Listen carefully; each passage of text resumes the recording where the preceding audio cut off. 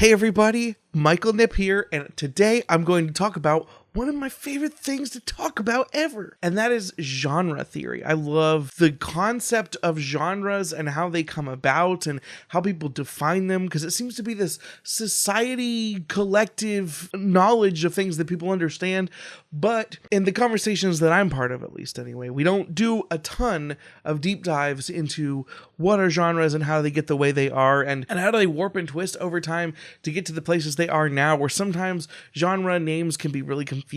I guess for me, one of the most obvious genre confusion things is in music, like the term pop, which generally is short for popular, but it also typically defines a sound of a type of sound of music in people's heads, which is weird, and that's really deceptive, because when we think of pop music, you're like, and depending on how old you are, you might be like, oh, Coldplay, or you might be like, oh, Bon Jovi, or you might be like, oh, Eminem, and those musics don't sound the same. They're all different genres otherwise, but pop sort of embodies what's popular at the time, and thus what is pop changes drastically from decade to decade. You can see this by listening to any decade's radio station, and I highly recommend it if you're curious. So while there is like pop, the popular music, which can change genre, there's also like the pop genre, which can be associated with like certain types of electrical instruments, or, you know, more happier. There's this whole mess of confusion. Well, the genre I want to talk about today is the young adult genre, and I know that this can sometimes be a tricky subject, so I'm going to try to navigate it with as much finesse as I can. And right here at the beginning, I have to say, I'm not attacking the young adult genre. I'm not attacking people that read the young adult genre. I just sort of want to talk about genre as a theory and why young adult is the way that it is. And also, like, screw the haters that say negative things about it for no real reason, except for like maybe trying to gatekeep or make yourself feel better, whatever. Because this is a very sensitive thing, a lot of people don't like to talk about YA as a genre. They like to talk about it as an age range. And so first, I want to define the term genre, which is just the basic dictionary definition that I got off of Google, which says genre, a category of artistic composition in a matter of music or literature characterized by similarities in form, style, or subject matter. Using that definition, I think age ranges including middle grade can also fit the genre category, so I am going to be referring to YA as a genre because I do believe that it contains similarities in form, style, and subject matter. We sort of classify these things together loosely, even though there are exceptions, etc. Like, that's what genres always are. And in a world where things are constantly blending and crossing over and trying to pull in elements from one thing or another, yeah, sometimes it gets confusing. And I realize that calling YA genre sometimes offends people because there are jerks that say it's all the exact same, in so much as most genres contain similarities. That's true, but not in the way that they mean it. Before we go and we talk about some of the other things that I've been doing a little bit of research on this week when I was looking for information regarding the young adult genre, I want to start with a baseline of things that we can assume. I didn't do a lot of research on this. This is just based on the world that we live in and our communal understanding, our experience of this thing. The main baseline that I want to get at is that marketing is a whole big part of every business, and people that work in marketing tend to be really good at their jobs, especially in the digital age where everything that we do is recorded and sold online, and like you can talk about something and your phone will be nearby and all of a sudden you're getting ads for it because advertisers know how to advertise for us. They know how to sell us the things that we want to buy. That's just something that I think moving into the rest of this discussion, it would help if we just assume this baseline. Marketers are smart and they're selling us the things that we want. Okay, so now we'll move into the next step. YA, if you look up the definition in pretty much any location, it describes it as books marketed at young adults, which is people age ranged 12 to 18 years old. And this, I think, fundamentally is where a lot of misconceptions, a lot of the haters of YA, a lot of the lovers of YA sometimes get a little bit frustrated, because while the young adult genre may have originally been intended to be this sort of parentheses that we put around a certain type of set of books with similar themes and subject matters and styles, and we may have originally aimed that at 12 to 18-year-olds.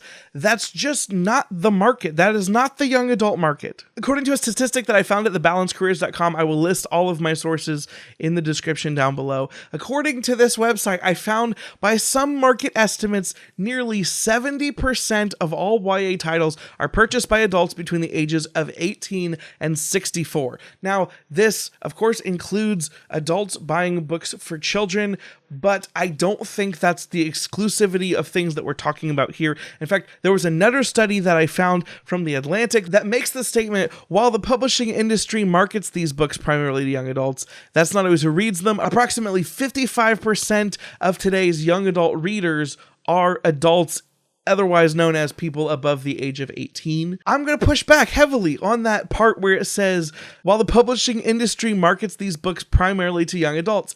I think we've moved beyond that. I think that if you've spent any time around BookTube, Bookstagram, BookTwitter, the Bookternet, we will realize that the target demographic for young adult books is not just teenagers. And I'm going to use a little bit of reverse logic to get there, namely the fact that I think the people that market books, the people that sell these things, are smarter than these old definitions that we have. By the sheer number of people that are purchasing books, I think that it's safe to say that the young adult market is primarily mostly women, based on some statistics I'll get to in a second, but it's mostly women between the ages of 12 to young adults, 30 somethings, just based on the output factor of this is the people that actually buy the books. Everywhere you go, if you look up definitions, you see young adult books are made for teenagers.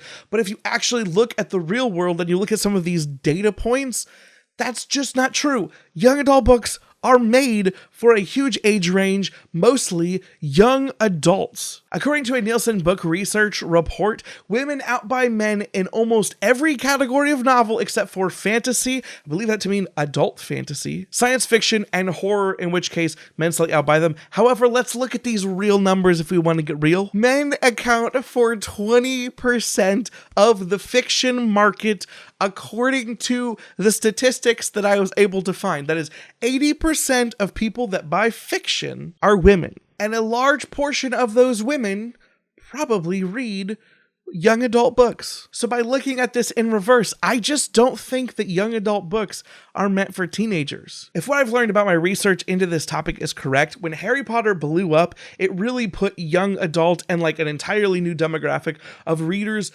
into the eyes of publishers, people selling books. And Harry Potter is one of those series that if you've read it, it sort of grows with the reader. So the beginning books, maybe the first 2 books, really feel like middle grade more than YA. And then by the end books, you feel more like it's mature, there's heavier themes, it's darker, it feels a lot closer to what we would call an adult book. And there are all sorts of anecdotal and other studies and polls that show that Harry Potter was responsible for getting a buttload of kids in the generation that I grew up in into reading. I think the real shift in YA happened as people that grew up reading Harry Potter continued to look in the YA section of bookstores or libraries to get their book desires scratched. But because that market was continually aging, because that's how time works, the young adult genre has just shifted a lot from being primarily marketed at kids, like the early Harry Potter books,